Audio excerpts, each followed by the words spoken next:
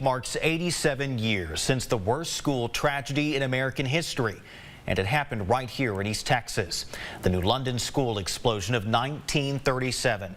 And while this tragedy happened in Rusk County, today leaders in Smith County are also remembering the lives lost and how Tyler, a hospital in Tyler, helped care for the injured people.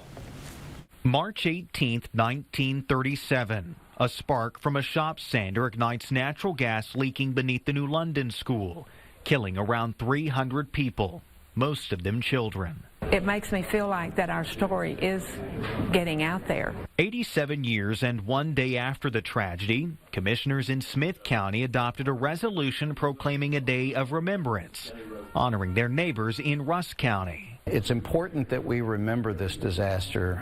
Almost all of the people who were involved in it, who survived it, are gone now, but their relatives are still here. And one of the big fears that they have is that their families won't be remembered. The losses that they suffered won't be remembered. Commissioner John Moore is the one who proposed the resolution, in part because of the explosion's impact on Tyler and Smith County, where Mother Frances Hospital opened a day early to care for the injured. And that bond, that connection between people who have worked at the hospital, such as myself, and the people from New London is still going on 87 years later. Today, hospital leaders were joined in the crowd by those whose mission it is to ensure what happened in New London is never forgotten, like graduate Jean Davidson, whose husband lost a sister in the blast.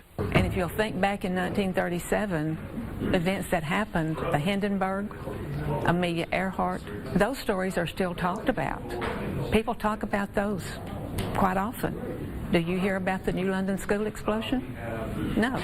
Getting this proclamation and getting Smith County involved will help people be more aware of the importance of that event.